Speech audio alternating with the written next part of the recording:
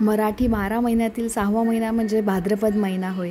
चातुर्मासातील श्रावण महिन्याप्रमाणे भाद्रपद महिन्यातही सण उत्सवाचा उत्सव असतो. भारतीय संस्कृतीमध्ये पंचांग म्हणून हिंदू कॅलेंडरचा वापर प्राचीन काळापासून होत आलेला आहे.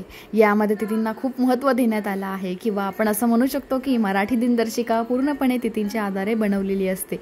आपल्या संस्कृतीमध्ये सण उत्सवांना खूप महत्त्व आहे.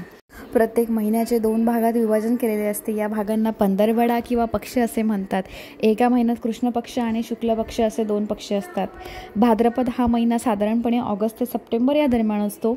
हिंदू पंचांगानुसार 6वा आणि चातुर्मासातील 2रा महिना भाद्रपद सुरू होत आहे. भाद्रपद महिन्याच्या पौर्णिमेला किंवा तिच्या आधी अथवा नंतर पूर्व भाद्रपद हे नक्षत्र येते. त्यामुळे या महिन्याला भाद्रपद असं नाव पडलेलं आहे. सर्वांचे लाडके गणपती बाप्पाचं आगमन भाद्रपद महिन्यातच होते. 10 दिवसाचा हा सण अत्यंत उत्साहाने साजरा केला जातो. गौरी विसर्जन, गणपती विसर्जन असे सण साजरे करत हा सण असतो. भाद्रपदाचा कृष्ण पक्ष हा पितृपक्ष म्हणून पाळला जातो.